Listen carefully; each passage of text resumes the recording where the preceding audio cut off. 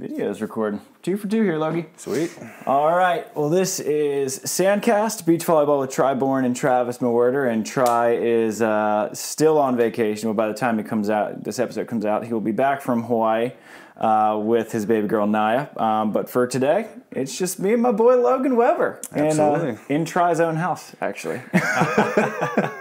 Logie, how we doing, brother? Oh, doing great, man. Just spending a good couple weeks out in California, getting a lot of practice training in, a lot of tournaments. So yeah, no kidding. You've played a lot of tournaments and all over the place. Like you mentioned, you're coming out here for a couple weeks.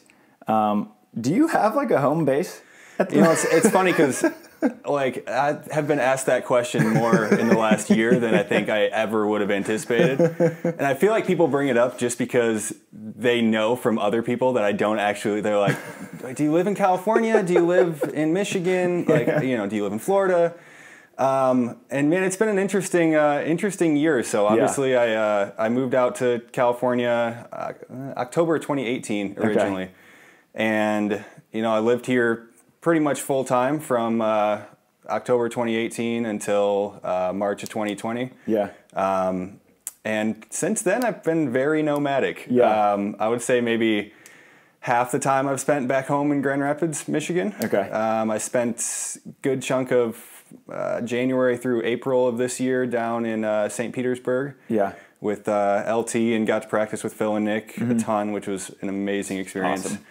And then, since then I've spent a month out here, a month back in Michigan, a lot of time in New Orleans as well, training this year.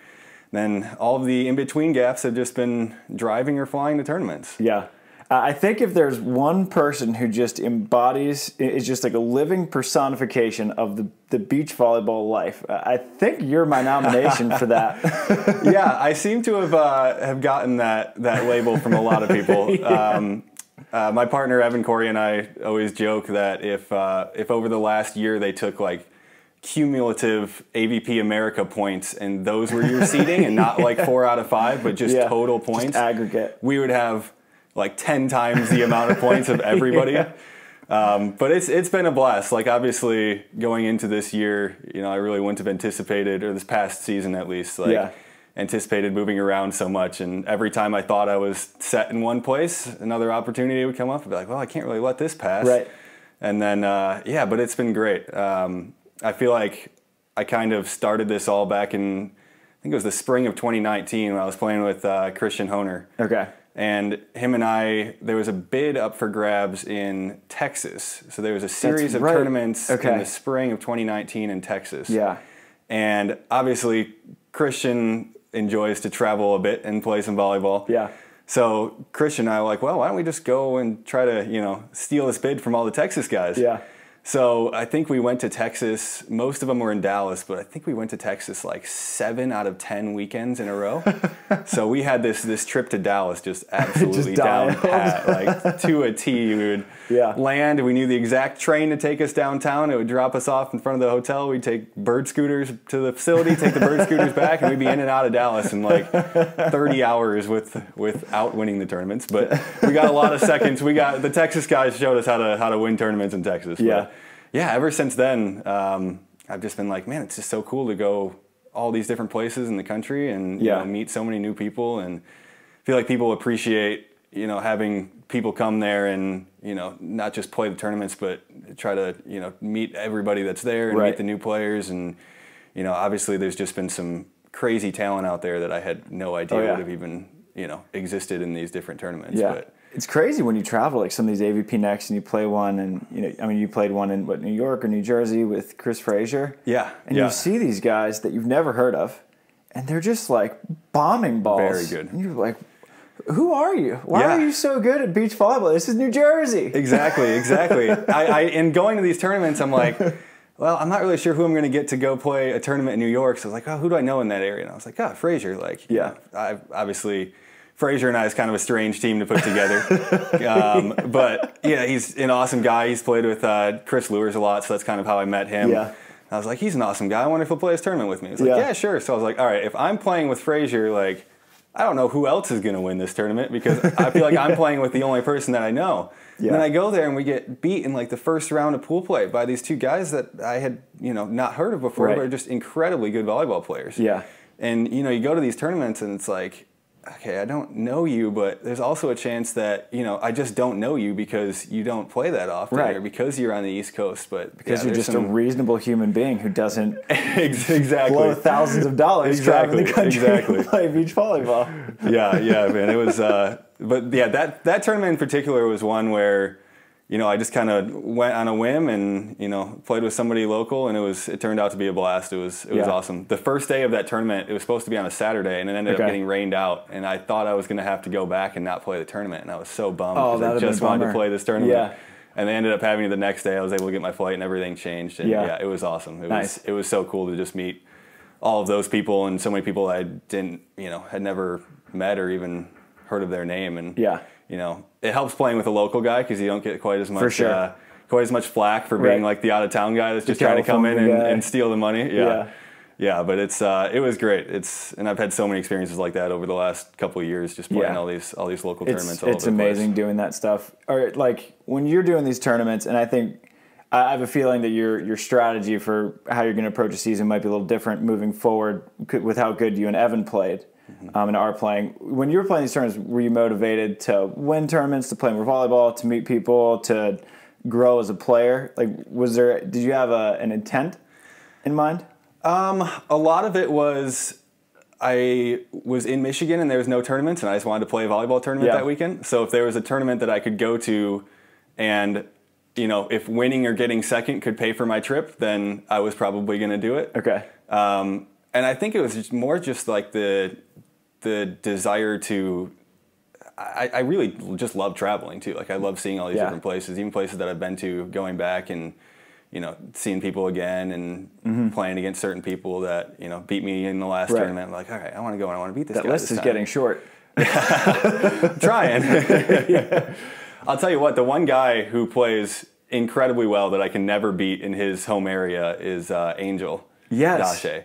Man. I've gone to, I think, 3 Wilmington tournaments now, and that guy has beat me with 3 different partners in every single tournament. And I'm like, man, that's one guy who's, of many guys that, he has a full-time job, he doesn't travel and play that much, but, man, just an incredibly good volleyball player. Yes.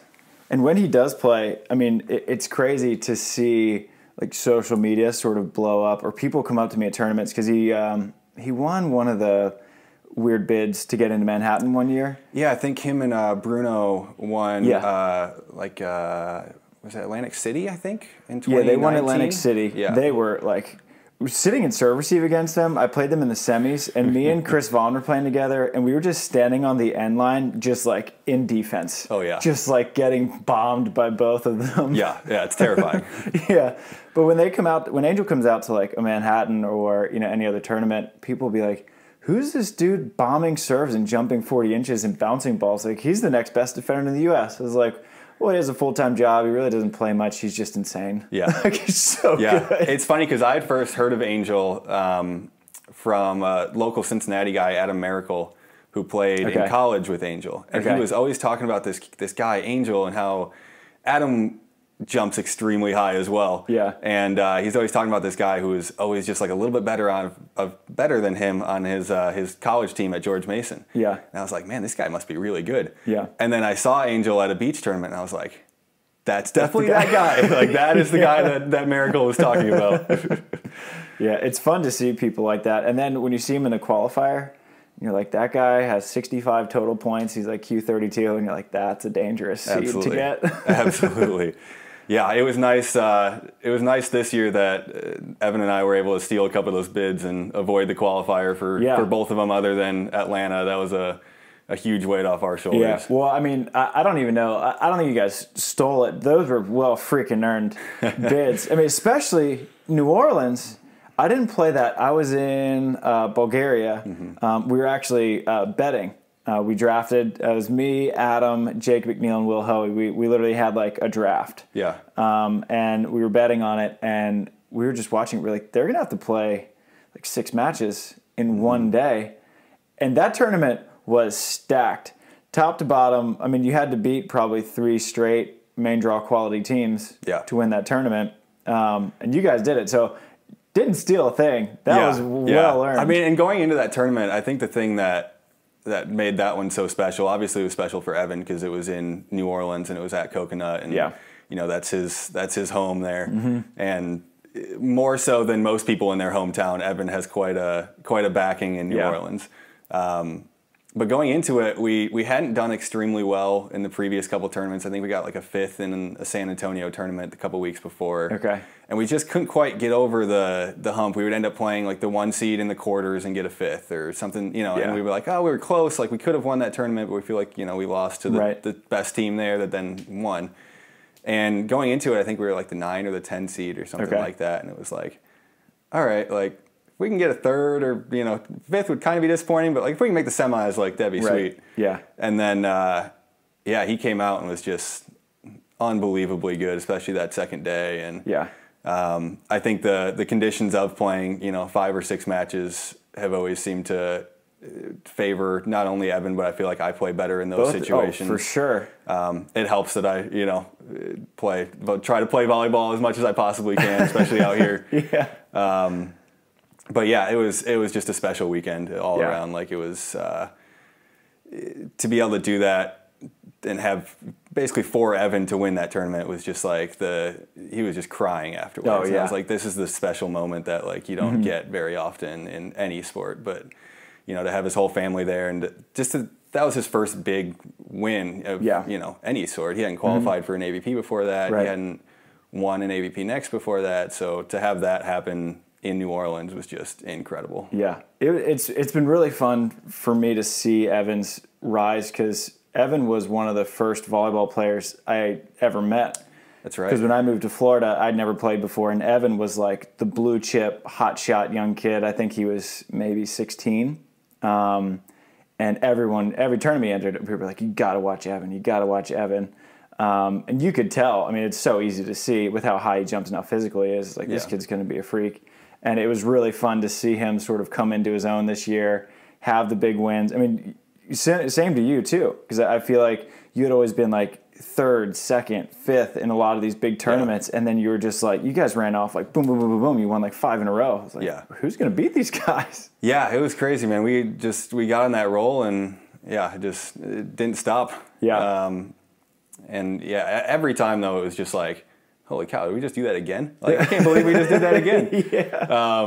It was crazy. But like 2019, I tried to play all those AVP Next Gold series as well, and I think I got like 2nd and 3rds in most of them, and it was nice because, you know, the money out of it still. Money's like great. 2nd, you know, paying for my summer with just those. Oh yeah, for sure. But it was there was never quite one where I could, you know, break through and actually win one, which obviously was unfortunate because the bid only goes to the winner. Right.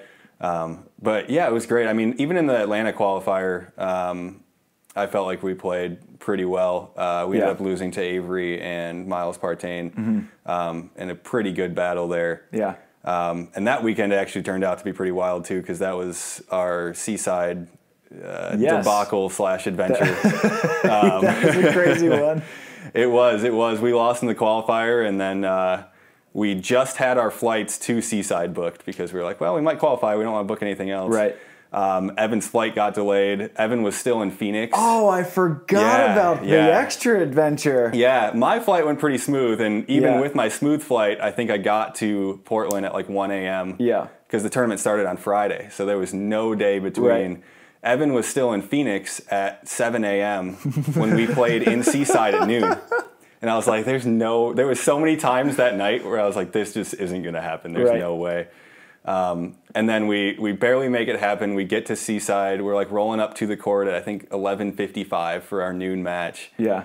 And we come out and we play Tanner Woods and Evan Enriquez. He's a libero at Stanford. Yeah, which I did not know that before. I'd seen Tanner play. Yeah, I'd seen Tanner play before, and I was like, all right, this dude's good. Yeah. I didn't know who Evan was, Evan Enriquez, but Tanner comes out in the first play of the game and just like 90-mile-an-hour BB to like seam right on the line. I'm like, we literally are not like. Evan got here 5 minutes ago. Is the like this perfect is example of what we were just talking about. How you play these tournaments and you run into these guys and you're like, I kind of heard of him, never heard of this guy, it's like, this is one of the best teams in the tournament. Yep. And they had that's kind of their home tournament. That's their big tournament as well. So, yeah, I think they ended up getting 5th and probably could have gotten matches. 2nd or 3rd. And it was like, geez, we played that team coming off a 5 minutes warm up. But it was amazing. And then, obviously the rest of the weekend we played pretty smooth. You guys beat us in the quarters. Yeah. And then our rematch in the finals, which was really rooting Seaside. for Spencer and Marshall. I'm gonna be totally honest. The Seaside finals, man, it was something else. That's a whole new level of fun. That is the best. That and Fuds are the 2 best center court crowds I've ever played in, and I think Seaside probably gets the nod because the crowd is so involved. Like in Fuds, you'll look over and people are just like shotgunning beers and messing around, doing whatever. But like in Seaside, they like every point they're watching and they're involved and like they're celebrating. That Seaside atmosphere is amazing. Yeah, it's funny because back in 2019, it was the first time I'd played Seaside. I played with Rafi Paulus. Okay. And I think you guys beat us. I played you there. Yes, yeah. You guys knocked us out. And I think we got like 9th or something like that. And that was after. You guys had to beat like Grant O'Gorman. We did. Just to get to us to 9th. Yeah. That was a crazy tournament. But yeah, I think we got 9th. And typically, one of my favorite things that Adam Roberts always says is like, well, tournaments are a lot more fun when you win. Yeah. He'll ask me like, hey, did you have fun at Laguna? And I'm like, yeah. And he's like, well, yeah, you won. And I was like, okay, you're right. Yeah. But I remember that tournament in particular, it was like, usually, you lose and bad mood the rest of the time. I don't really want to stay at the tournament. Right. And that one, I like stayed at center court and watched the whole thing and just had an absolute blast the rest of the time. And I was like, that's when it's a really good tournament, is when you don't play well, you don't have the finish you want, and yet it's still like it's just a just blast. an epic experience. Yeah. That's how it's similar litmus test for golf courses. So me and my brothers would always laugh because people would ask us what our favorite golf courses, and I'd say, oh, like Moreland in Myrtle Beach, and my little brother's like, well, yeah, it's because you shot 71. I was like, well, it's great layout, beautiful course, and then we'd play this amazing course. I'd shoot like 85. Be like, God, what? It's a dog track. No one should play there. So, but Seaside's amazing. But you guys won New Orleans, you won Waupaca, you won Seaside, you just won Laguna with someone who's not Evan, with Sean Cook, who I think might be one of the most underrated players in the country right now. Underrated because no one knows him. Exactly. Anyone who's seen him play is like, this guy is sick. Yeah, just an absolute cannon, and not only an absolute cannon, but just he's a much better defender than I think I'd probably given him credit for. Yeah. And I really hadn't even played against him much before we just started training, a couple of weeks ago when we were out here. But he manages the game really well. You can tell he's played a lot of volleyball. He just hasn't played a lot of volleyball in the United States. Right. But yeah, he knows his stuff, and he's incredibly fast, incredible good defender. Just a super fun guy to play with as well. Oh, great vibe. Not only the Scottish accent just gets me every time too. Like even when he yells because he makes a mistake or something, it's like that sounded so cool. Like, can you do that again? Because that sounded awesome. I don't even know what you just said, but it got me fired up. Laguna was a blast. It's crazy going back and looking at all those tournaments, because I know a couple years ago, especially Waupaca. Being kind of like the premier Midwest type tournament, and being from Michigan. Did you grow up playing that one? I didn't a lot, no. Okay. I would have a lot of, friends like David Ryan Vandermeer would play it a lot, and I'd always be like, man, that tournament's so good. Like, at some point in my volleyball career, I want to go play that tournament. Yeah. And that was actually only the 3rd time I think I had played it. I'd played it the previous 2 years with Chris Lures. Okay. And then... But yeah, that one was pretty surreal for me, because obviously just growing up, I'd known of Waupaca, and I was like, this is, a really big tournament. It's like one of the biggest ones in the Midwest. Like, to go there and be able to compete and, pull off a win, especially against the kings of Waupaca and the Baumgrens, was pretty special. But that final as well was pretty crazy to play. But under the lights, it's a fun atmosphere in the barn. Yep. Yeah. Yeah, it was awesome, and the Baumgrens are just class acts all the way around. Like it was awesome. If there's anyone who doesn't like Tim or Brian Bomber, they got something wrong. They got an issue. I mean, those guys are just like such good human beings. Absolutely love them. And Tim's having his third kid. Yeah, like, it's crazy to see like just what Tim's been able to do. Like I think it's just so impressive that he's been able to, you know, live in Minnesota and still just continue on this trajectory that's incredible. Yeah. I think that's one of the most impressive stories out there, really. For sure. To be able to do what he does. And he'd never tell you. Like, we've had him on the podcast twice, and it's funny. So we're like putting together a SANDCAST book where we're taking, have you read Tools of Titans? Mm-mm. So Tim Ferriss basically took transcripts of every single podcast he's done and cut out the highlights, the best chunks of audio, put them in writing, and just compiled them together.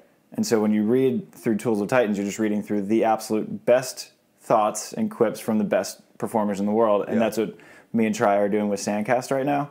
And so I was looking through Tim's transcript, and we were like, how do you stay so good without training? He's like, oh, I'm touching the ball all the time. Like me and Brody pepper in the basement every day. That's awesome. Like, yeah, because that's the same as training in Hermosa Beach against Chase Budinger. Oh, that's so funny. He's so humble. That's awesome. Yeah. So you won, awesome. I mean, you won Waupaca, you won all these tournaments. You mentioned the year before you had gotten second, third, which is great, like really good results and really good tournaments, but you weren't quite breaking through. What do you think the difference is between 2019 Logan and 2021 Logan?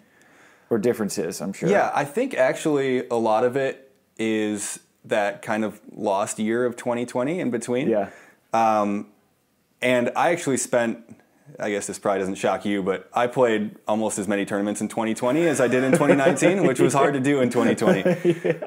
But so many of them were like, you know, just these tiny little tournaments. We would like, Chris Lewis has a court at his house, and we would like run these little kind of like shady underground tournaments at his house because we didn't want a ton of people to come and know. But, and I really felt like during that season, I realized how like fragile this whole world of volleyball that we live in really is. It's like, wow, we could, you know, never come back to having an AVP. Obviously, you know, it's great now that we have the AVP back, but and it's just like so much of this is so fragile and so small in the big picture of things. Like, I just want to go out here and just go for it. Like, why not? Like, there's nothing to lose in, you know, missing a jump serve on match point. Like, it is what it is. Like, you lose in a volleyball game. You know what I mean? Yeah.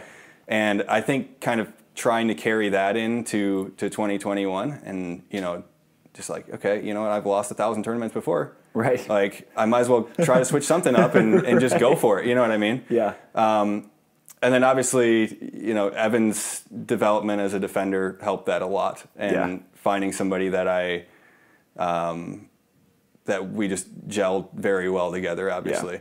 And obviously having a partner that jumps 50 inches always helps. That helps. But but I think a lot of that, from the previous year, just, you know, like, well, this could literally be gone in a flash. Like, you have no idea. Yeah. And carrying that into that and just, you know, not worrying quite as much. Because it's funny, people always talk about, like, they train or practice and play a lot better in practice, and they get into matches. It's like, wow, if I could just do what I did in practice, like, I would have won that match. Right. It's like, what is the difference between those two? Well, one of them, you don't quite care as much about every single little point. You're just trying to get out there and see what you can do. Yeah. And I think this past year was just like, well, let's just go out here and not worry about every single point and, you know, be tall and athletic and try to hit the ball hard. So. Yeah. You do that very well. Just trying. How'd you and Evan even partner up? Was that one in Tennessee the first? Yeah. Okay.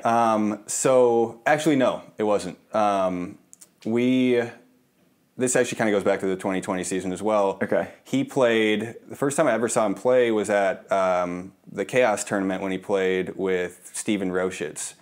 Okay. So Chaos had like 2 really big tournaments last year. I think you played one of them with Kevin, I think, right? Yeah, that was the one. It was a 48 team double elim. You played with Lors. Yep. And we won 6 straight matches, and then we were in the finals at 2 in the morning. Yep. I was like, Kev, I can't even stand. Yeah. He had another tournament, but basically the same size same exact length of time. Okay. Earlier in this summer, because Was that indoor or was that outside? it was outside as well. Yep. And Evan played with Steven Roschitz, and we ended up playing them in the finals. And I was like, all right, like, this kid's pretty good. Yeah. But I obviously at that point had played Steven a bunch. I was like, I know Steven's just incredible. You know what I mean? So I was like, maybe Steven just, you know, kind of picked him up a little bit. And then he came back to the next one with JD, and him and JD just played flawless. Yes, they killed us in the finals. Yeah, they played incredibly well. And it was funny because I think it was after that, I have a Facebook message from Evan asking me if I wanted to play Waupaca that year of 2020. Okay. And I just didn't respond to it. I just totally left him on red. And I wasn't really even, just because obviously he wasn't a defender at the time. So I was like, well, like maybe we'll play in something small and, you know, see what we can do. So we played a tournament in Cleveland, a sandbox tournament up there. How is that place? It's pretty sweet. It's pretty sweet. The guy who owns it and runs it does a really good job. I think there's only 4 courts up there. Okay. But yeah, good sand. It's usually pretty good tournaments. I mean, most of the Ohio area has, you know, there's a lot of good local talent there. Yeah.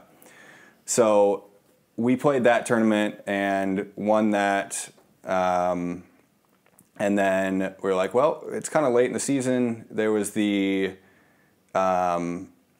Clearwater Nationals, like the same thing that's happening this weekend, back last year. And we played that, and Evan was just incredible. Yeah.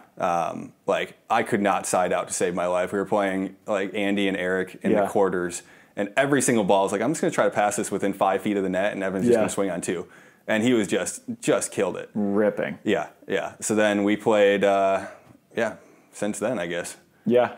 I mean, when you guys played so well, like right out of the gates, basically, you just kind of have to stay with it. Yeah, at that point, and obviously, you know, I think, like I said, going into New Orleans, there was a little bit of doubt, I think, in both of our minds, like, well, maybe this just isn't, you know, we just can't quite get over the hump. And then we put in a lot of work in New Orleans a couple weeks before that. I think I spent 3 weeks before that tournament in New Orleans, working with Evan, and he's got a great crew down there. Pretty good volleyball players as well, and just awesome people. Yeah. I mean, just so much fun to hang out with. And that's the thing about New Orleans and like little pockets like in Ohio or New Orleans or wherever is that like people love volleyball. Yeah.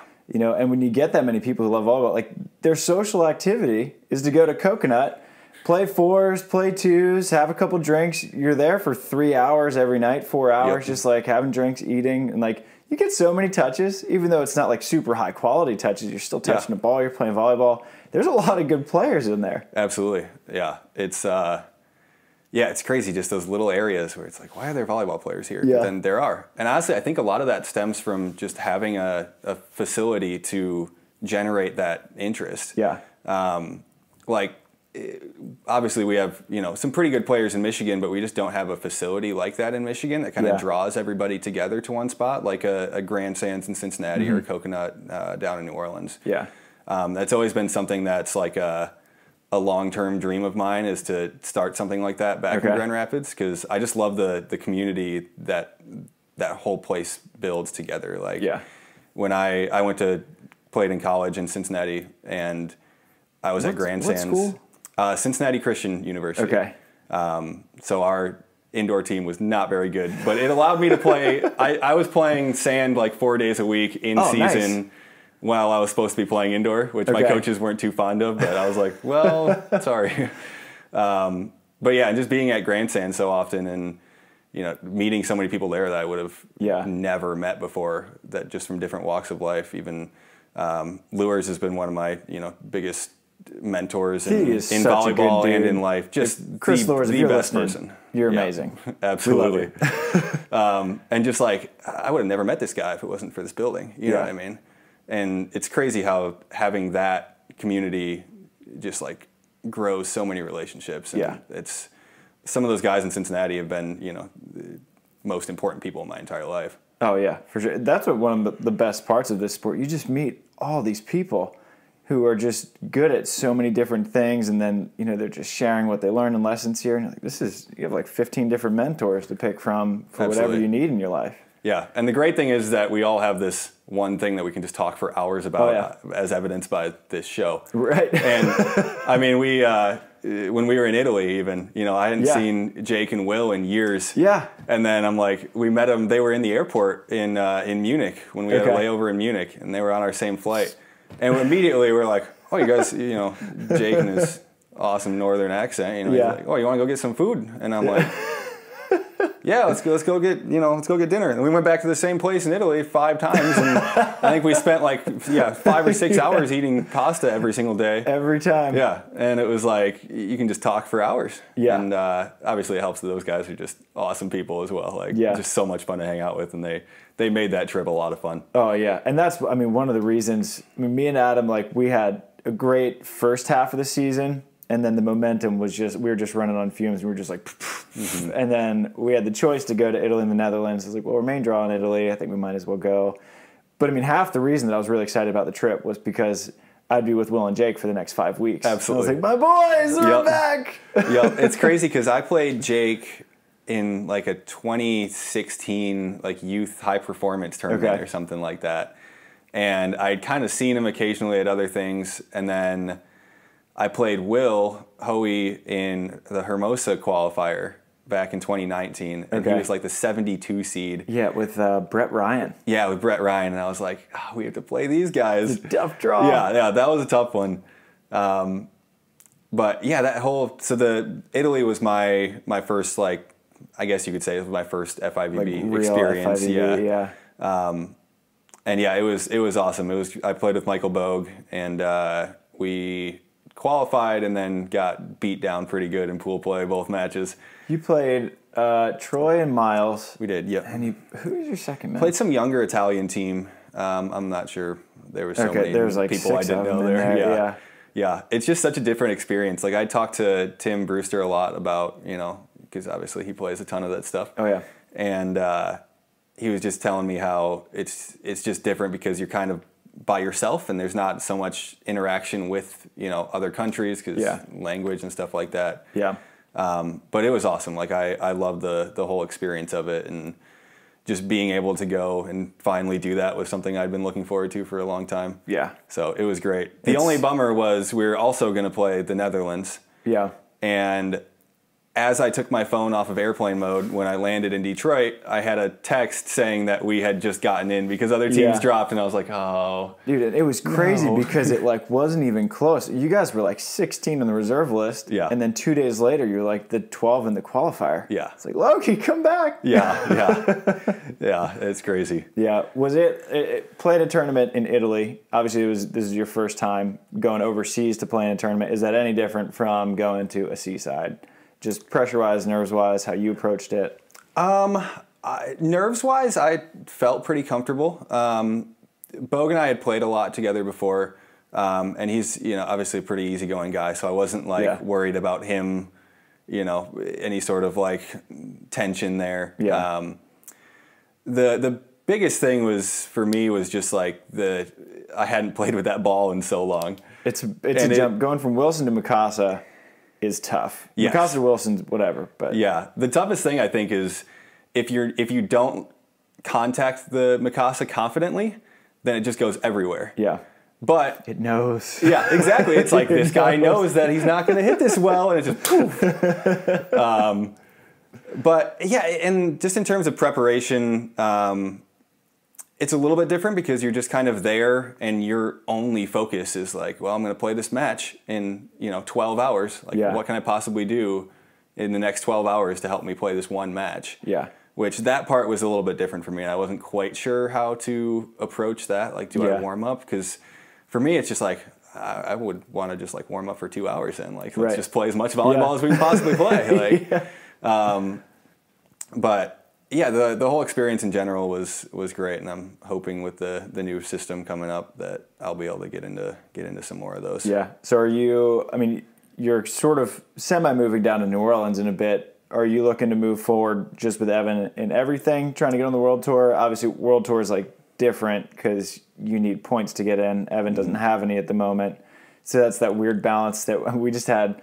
I had Therese Cannon on last night, and she played with 7 different partners this year. Yeah. Basically because she's like, oh, well, to get into this 4-star, I have to play with this person. And that event, I have to play with this person. And, oh, well, now I'm with Molly in Atlanta, and then I'm with Sarah Hughes in Itapema.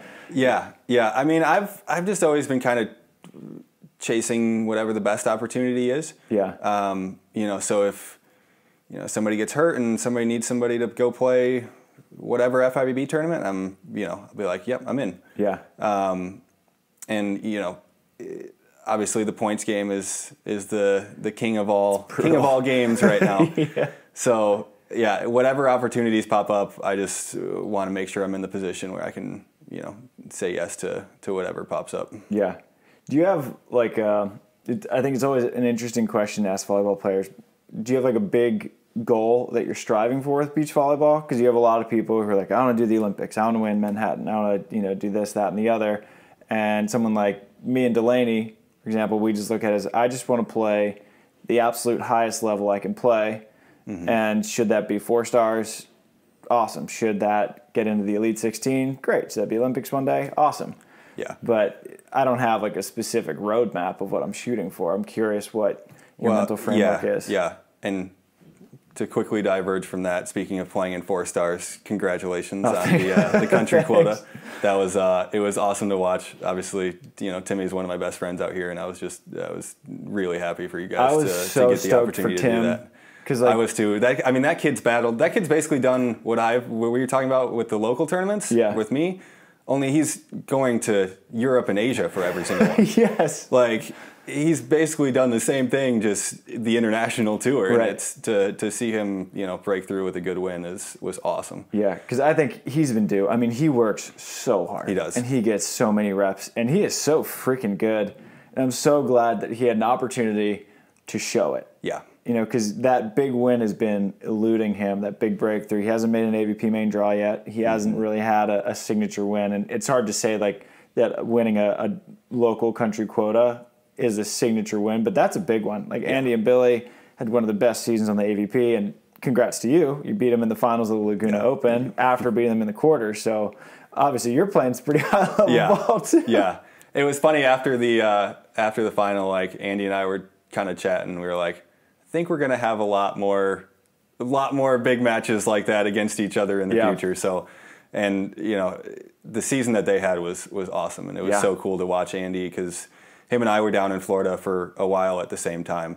And with him and I always feel like Andy is someone that I'm always just trying to, like, keep up with, because being kind of like the two of the younger kind of up-and-coming blockers, it's like, okay, I just want to, you know, if Andy has a good season, like, I want to try to have a good tournament and stuff like that. So it's, but he's such a good dude, and he works extremely hard. Like, those months down in Florida is, you know, super deep sand, super hot weather, and just being able to, like, battle with each other and hopefully sharpen each other along the way was awesome. So it was awesome to see him and Billy have such a good season. It's such a cool thing to watch, because, like, I've been sort of keeping tabs, just like watching you guys both come up, and I feel like it was an inevitability. I mean, I remember the first time I watched you play was at the USAV Collegiate Beach Challenge when you came in. Who were you playing with? I played with Nathan Vandermeer, who's David Ryan's David Ryan's younger brother. You played against? Did you play against Hagen and Jackson Bantle? No, we ended up losing to Michael Saeda and Yoder. Okay. Good team. Yeah. Because I remember watching you, I was like, this dude's huge. He's just bombing balls. Yeah. But it's been fun to watch your progress, because then I remember you and Charlie Van Rees knocked out me and DR in Hermosa a couple years ago. That's right, yeah. And DR was like, oh, like, I've never lost to him. Like, I'm blown up. I was like, this dude's incredible. I was like, you're still a little bit raw. That was a pretty wild win, I think, for Charlie and I, because I'd, you know, grown up 5 minutes from DR. Yeah. And obviously, you know, he's been one of my best friends for a long time, and just an absolutely incredible volleyball player. And I think that winning that one, especially like in a qualifier, was a big confidence builder for me. It's like, okay, maybe some of these people that I've, you know, aspired to be for so long, like, maybe I can actually, you know, get close to them and be at that level. Yeah. And that was one of the first wins where it was like, that was a really good team, and I think we just played well and and beat them. So yeah, those are important wins to have when you're just like, or it kind of clicks. You're like, I can keep going. Exactly. I can do this. Exactly. It's been fun to watch your progress though, because going from like super raw big dude who you could have like a really good match here, and then the rawness would sort of catch up and it's hard to sustain. And then I remember playing you and Casey Losick in the final round of the San Jose qualifier for 1440, and I remember you had a little bit of trouble bump setting, and now you're just like a phenomenal hand setter. And I was like, shit. Yeah. I don't know how I'm supposed to beat Logan Well, anymore. it's just I'm such a terrible bump setter still that I was like, well, I got to figure out something. Join the club, buddy. I'll just hand set everything. Yeah, exactly. And then I watched a video that LT put up of you blocking earlier in like a training camp, and you were like so far over, and then someone tried to hit a line, and it was like, it was like a Dahlhauser move where Phil gets over so early, but then he has that second level where he's like, oh, high line, and he keeps his seam hand here, and his line hand goes way up, and you swatted it. I was like, oh man, Logan's going to be a problem. Well, part of that too, I think, speaking of Phil and Nick and them, like those months that we spent down there were incredible to be able to train with them. It was a bummer that they're in Orlando, so we had to drive 2 hours there and 2 hours back every day. But we would get there and they would be so appreciative, be like, oh, thanks so much for like driving out and training. And we're just like, I went with Caleb Queckel a lot, and we're just like, why are you guys thanking us? Like, I'll come, like I'd drive 10 hours to come and train against these guys. But that was just so cool to be able to go against those guys consistently, because it's one thing to have one AVP match against a team like that and get a couple lucky side outs and they serve your partner and you kind of feel on top of the world. You're like, oh, I can side out against those guys. Like I just did it 3 times. Right. But then having to do it over and over and over, you really learn quickly what works and what doesn't work. Yeah. And it was just awesome to be able to have that in such just like a great learning environment, I think, for Caleb and Andy and I. Yeah. Because, the first practice I was talking to Jason Lockheed, and I was like, hey, like I know, you're coaching them and I get that, but if you see anything, with me, like I'm totally open to it. Yeah. And getting stuff from him and from Nick and from Phil and just like 3 incredible people. Yeah. And I was so excited for them when they qualified for the Olympics, because it was like, I feel like I had this tiny little part of that, and I was like, this is so cool that those guys, were able to do it one more time. Yeah. And yeah, it was just such good people down there. Oh yeah. It was amazing. They built this little community down there. It was awesome to watch happen, because like Boxy Park is just in the middle of nowhere. It is. And so it was like a thing for players to drive up on, what was it, Tuesdays and Thursdays? And just everyone just carpooled up. We're practicing with Phil and Nick, and everyone was super excited about it. And it was very cool. And just like, talk about 3 of the best people, Jason included. Phil's an open book. You ask him a question and he'll just give you an answer. Like, how do you keep your left hand here and your eye line here? And he'll talk to you about it. Yeah. A lot of guys are a little bit more closed off with giving other players advice, but I don't think Phil's too threatened at this point. Yeah, and you could tell he genuinely wants you to understand how to do it. It wasn't just like, okay, I'll just give you this generic answer. It's like this is how you do it. Like, what are you seeing? Like, do you see something different? And yeah, it was very cool to be able to do that. It's funny because I would go up with Caleb a lot, and Caleb would just have these random conversations with Phil and Nick, and it was just so funny to see those two, like all those 3 people interact. And it got to the point where like Nick would just purposely like trash talk like Caleb during the practice and stuff, because they got to know each other so well that like Nick kind of was able to interact with Caleb, and Caleb was able to kind of, he would get a cut shot down on Nick and just kind of like whisper something to me about how he just hit that cut shot on Nick back, and he'd get a dig on the next play, and it was cool to see those two kind of like grow in that way, and see Caleb come out of his shell a little bit with those guys was really cool. Yeah, Caleb's going to be very good. He is. He's already very good. Yeah, he's already very good. He's a scary volleyball player. Yeah. Have you played a tournament with Caleb? You did. Yeah, we played at Hayden Beach in Nashville. We ended up losing to Avery and Miles in the finals of that one. Okay. But yeah, he's an incredibly good volleyball player, and he's like 18 or 19 years old. Yeah. That was the first time I'd seen him play, and I saw him jumping. I was like, who is that guy? Yeah. I'd never seen him before. And JD was like, oh, yeah, he's like 17 years old or something. I was like, that is ridiculous. Well, he came out to that, they had that King of the Beach event in Orlando or in Tavares last November, I think. And he wasn't even supposed to be in the tournament. And that was the one when you, You're so I welcome, guess you Caleb. you kind of like Caleb did. But he like got in last minute just because he was willing to drive, you know, the 3 hours to Orlando and be there in case somebody had to drop out. And then, you know, he wins his qualifier pool, qualifies, and gets in a pool with, I think he was with Phil, Theo, and Avery. Yeah. It's a good memory. And like played extremely well. Yeah. And it was like, wow, like that had to be just an incredible experience for him. Yeah, very cool to see how composed he was. Because Phil and Theo are two big names, and Avery is as well. Yeah. I think it probably helped a lot that he was very familiar with Phil, and he probably didn't go into it like, oh my God, this is Phil Dahlhaus. Yeah, yeah. You know? Yeah, but still pretty good for a kid that's, you know, 18 or 19 going against all these people he's been watching on TV for the last 10 years. Yeah, very impressive. What was it like for you? I mean, the first time you practiced with Phil? Because I remember when I started getting into practices with even, you know, Rafi. I was like, that's a main draw player, you know? And then I'd get into practice with like a Kalinsky or a Tremblay and slowly work my way up. And then I remember I used to get so nervous. Anytime I practice, I still get nervous when I practice with Taylor Crab, even though he's just like the coolest cat in the world. I still get a little nervous. When you were practicing with Phil, were you just like, practicing with Phil Dahlhauser? I'm from Michigan. Yeah, well, it was nice because the first couple weeks that we went there, I was playing with Adam Roberts, who's like best friends with Phil and Nick. Yeah. So for him, obviously, it was nothing. Yeah. I think the biggest thing I noticed was I was just extremely focused. Like every single side out was like, I have to hit a really good shot here or I'm not going to score. Yeah.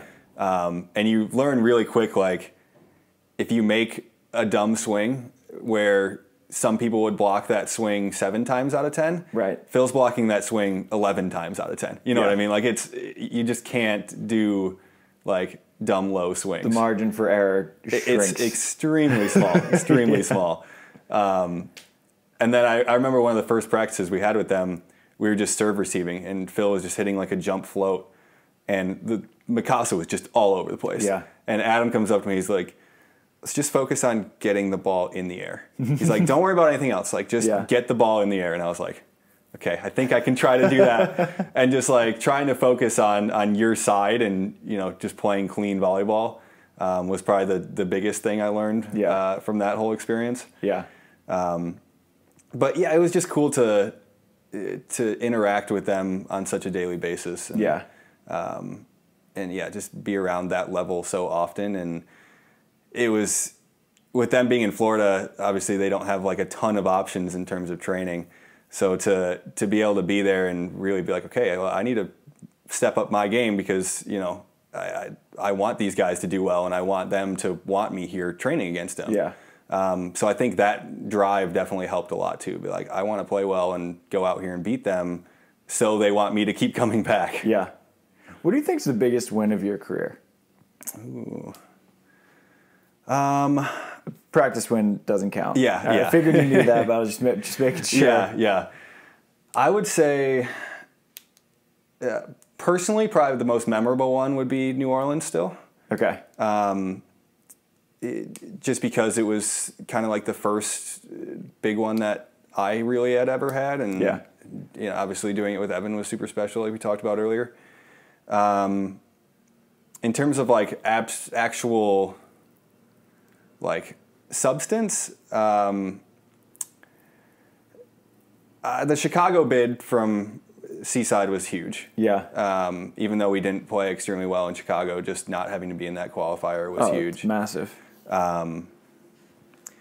Yeah, I would say those two, which even as I'm saying them don't sound super impressive, but I think I'm still looking for that, like knocking off a good main draw team in a main draw. Yeah. And I feel like when I've gotten the few times that I've gotten in, I've still kind of been like, okay, I'm in. Let's just see if we can win one game, and not like, okay, I'm in. I'm going to win 4 games and try to get and get to a 5th or a Sunday or something like that. Which I feel like is kind of, for me mentally in AVPs at least, kind of the next step is, okay, I'm in. Now I need to start winning some of these. Right. These it's almost games. like this. These qualifier players, we have this like almost a scarcity mindset. Where we just want to go in. Are we qualified? Let's just be competitive and show everyone, hey, like I belong here. Exactly. Like let's make this game like a 17, 18, 19, something like that. Right. Yeah. And then, but that big main draw win, it's nice to have. But I mean, you beat Billy and Andy twice. You beat Rafa and Piotr in New Orleans. You've beaten some really freaking good teams. But doing it, I think, on that main draw stage, I mean, you killed Piotr and Chase Frischman in Huntington with Honer. I forgot about that. That's one. a good win. Yeah, that was a fun one as well, because I'd never qualified. That was the first time I qualified, and Christian had just qualified in Chicago. I think that was his first one. With Meehan. Meehan, yeah. Speaking of Meehan, I watched that kid in Laguna. He has a cannon. He hits it so hard. His jump serve, it's like he doesn't look like he tries at all, and then it's just like boosh, and I'm like, holy cow! He just bombed that ball. It just flies off his hand. Yeah. But it was. So that was the first, Huntington 2019 was the first time that I had qualified, and I think we were like the 17 seed going into it, and it's really funny because we qualified, and it was super late in the day. I drove back from Huntington to my house in Redondo, and I live with Mark Burek. Yeah. And I show up and I'm like limping from my car into my house because I'm like cramping, and I've been in the car for an hour after playing 4 matches. Yeah. And I walk in, and Mark's sitting on the couch, and I'm like, hey, what's up? He's like, guess who you play at 8:30 tomorrow? And I'm like, who? He's like, me and Ian. And I'm like, shoot, I gotta get it together real quick. Like, oh, nice, dude. I feel totally fine. Like, I'm so glad we play early in the morning. I'm so glad we play you. So I like try to stand up straight and walk up to my room, and then just like full body cramp laying in my bed.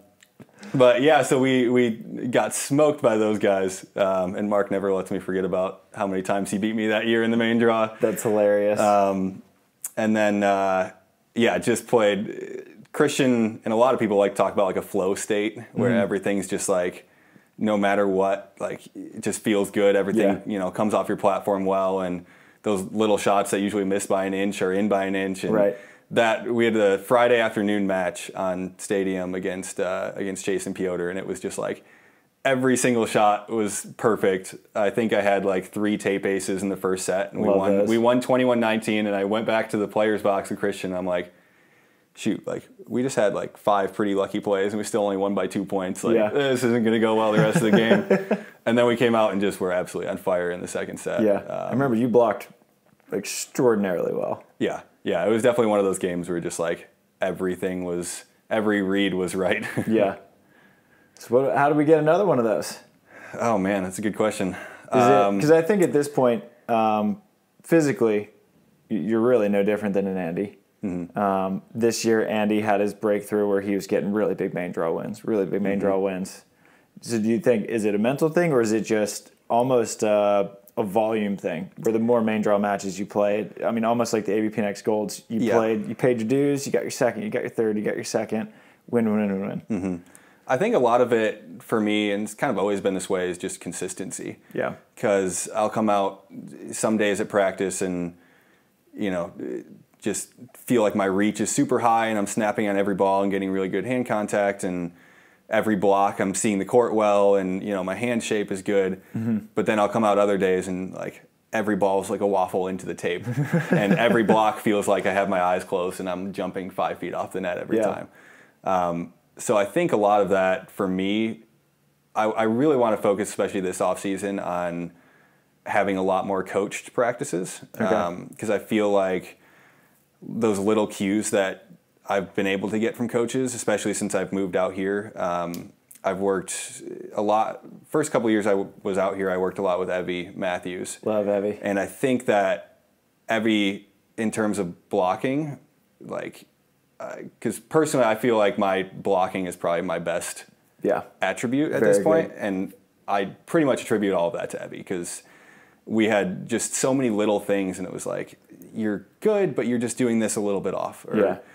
And having those practices with him was like, wow, like that, I think built that skill to be my most consistent skill. So now I'm trying to translate that to the rest of my game. And I think that having more coached practices and more input, rather than just trying to figure everything out by myself, will hopefully take me to that next step. Yeah. Because obviously I learned how to play in Michigan, and I just kind of learned how to play through feel mostly. Like nobody really coached until my junior year of high school. And I think all that stuff that I've kind of learned by myself can just be tweaked a little bit more and refined a little bit more to add that consistency. Yeah. Even just like the last couple of weeks, Sean and I have worked a lot with Mark Fishman. Okay. And Adam and I did a lot with Ty Trambly. Okay. Ty is an absolute blast fun coach. To have coach. Yeah. I love him. He's so animated. I would like set a ball, and I would be like, okay, that's a pretty good set. And Ty would come like jumping over from the other side of the court and just like big high five and like chest bump. He's like, dude, that was such a sick set. Like that was perfect. And I was like, okay, cool. Like that was awesome. And he just gets so animated the whole time. It's awesome. So he's definitely one that I would want to continue to work with, because all of his mental keys are very good, and everything clicked a lot with him. So I did one of those SOBs in Cabo, and Ty was my roommate, and so we were coaching together all the time, and just watching him coach was so much fun. Yeah. And he's just like, it's a dance. Beach volleyball, it's a dance. It's so flowy. Everything's here. Even when the passing demonstration, it's all. I was like, I don't think my body moves. Like, I always talk about like the used car sales blow up thing, and I was like, that's what I feel like the whole time. I'm like, okay, is this how I form my platform every time? I guess so. I love Ty. He was the first professional volleyball player I ever met. Really? And I was like shaking. I was like, hi, Mr. Tremblay. And he still like remembers meeting me in New Orleans in like 2017. Like I'd never played a qualifier or anything. And he was so freaking good. I think he was playing with Avery. Okay. And now we were just like rooming in Cabo, just like chopping it up. And every time I see him, he gives me a big hug. And I'm like, I love this guy. Yeah, man, he's the best. He's good people. Once you go with a coach, you just like can't go back. No, it's really tough. I mean, even if it's a coach that doesn't give a lot of input, just having a coach there to like run the practice. Yeah. Like you feel like you got so much more out of the practice than just, 3 or 4 people showing up. Like, oh, what drill do I want to do now? What drill do I want to do now? Yeah. And I think that's one of the main reasons that players, or that Southern California in general is such a massive hub of beach volleyball. And I think that's what we talk about how there's all these little pockets of really good players, but I think that aspect of it is what gets those really good players to be, main draw players over high level qualifiers. Yeah, for sure. And so you're going to Florida tomorrow. By the time this comes out, you'll have already probably won the tournament and come back and gone to wherever you're going next. But so speaking of coaches, though, you're going to go to New Orleans from like January through the spring-ish to work with our boy Joey Keener. Yeah, man. I'm excited for you. That's going to be, a great experience because Joey is just great people, and everyone in New Orleans is great people. But I think that's going to be such a good time for you and Evan to really just like hammer it out. And I feel like for the first time in your career, like you have a team, like your partner and your coach. Yeah. Yeah. And that's one of the things I love so much about playing with Evan and having Joey there, and even having guys like Ian Bicco down there. It's like, it's me and it's Evan, and it's me and it's Evan and Joey, but it's also me, Evan, Joey, Ian, and everybody in the New Orleans volleyball community, like all of them that want to see, us succeed. And, it's funny, we, every week I was down in New Orleans, Joey would have us over for dinner, and that dude can cook food. Oh yeah. I would go there and eat half my body weight in just like meat. Like, oh, we have steak and we have ribs and we have this other kind of ribs and some other kind of meat. And I was like, all this stuff I'd never even heard of, and I was like, okay.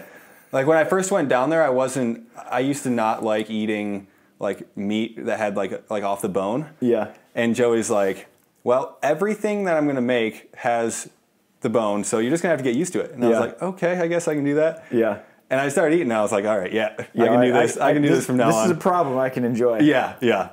It was hilarious, but it's so cool to have like a almost like a family type unit. Yeah, for sure.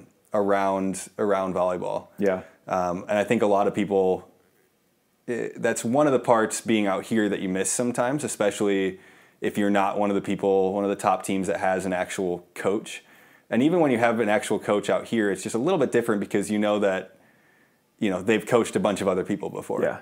Whereas with, Joey and coaches kind of around the country, it's like you are their project. Right. Like they're nobody else's coach and, you're nobody else's player. Like right. That's what it is. And, you get to know their family and it's it's just different. And Joe's kids are fun and he's just They're such wild, a great man. dad. They're wild. His older boy, I think he's probably 7 or 8. Bo, yeah. Bo was on a ninja kick when we were there last time, man. He was just grabbing every utensil from the kitchen and just hitting us with everything. And I was like, man, I've not spent enough time around small children to know what this is like. But Bo's a ball of energy, that's for sure. Yeah. That's for sure. I gotta figure that out quick. I'm actually a first-time uncle come the end of November. Oh, that's right. Congrats. Yep. That's exciting. Yep. So it's very exciting. I'll be back in Michigan for a couple weeks during that, and I've heard that's quite an awesome experience to be an uncle. So it'll be fun. Yeah. So you go. You're leaving for Florida tomorrow / kind of tonight, and then you go back to Michigan. So I actually come back. So I'll go to Florida, play the Clearwater Nationals this weekend. And that's with Evan. Yep. And then Monday I come back here, and I am driving out to Florida from here. Oh shit. Yeah. So I will drive out to Florida. How's your car? You know what? It's got some miles on it, man. It's got a lot of miles on it.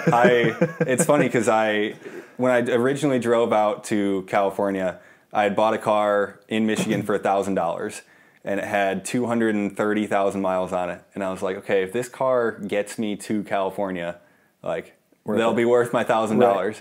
And it got me to California, and I had that car for the last 3 years. Oh, wow. And it had been out here the whole time, and I finally got rid of it 2 weeks ago. I had the tow truck come and pick it up because it wouldn't start anymore. Yeah. And I was like, oh, this is so sad. But I had bought a new one in Florida in January, and I finally had a car where I was like, okay, I can actually drive this long distance and feel safe and feel like it's going to actually get me there. Yeah.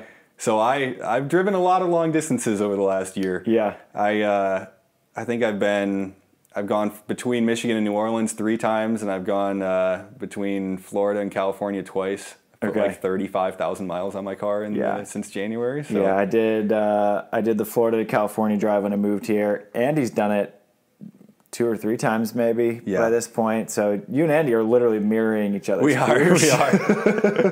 It's very true. Yeah. So then you're driving to Florida after that, and then I'm assuming just driving to New Orleans. We're just going to stay for a little while. That's the plan. Yeah, and then I'll just fly up to Michigan for a couple weeks to see the right baby. Mm-hmm. Good times, man. That's the plan. Yeah. I'm looking forward to it. It'll be a different off season, but it'll be fun. You don't take off seasons. No, that's true. That's very true. You're right. I don't. You're right. I don't. Right now I have no tournament scheduled for November, but I'm sure that'll change You'll find in a like way. a day. Yeah. If there are 2 people that will find a tournament, it is you and Evan. Yeah. Whether it's together or with Bicco or with whoever you stumble across at the cashier at the Vons, you're like, hey man, you look kind of tall. You want to play a tournament in Wilmington? Sure. Yeah.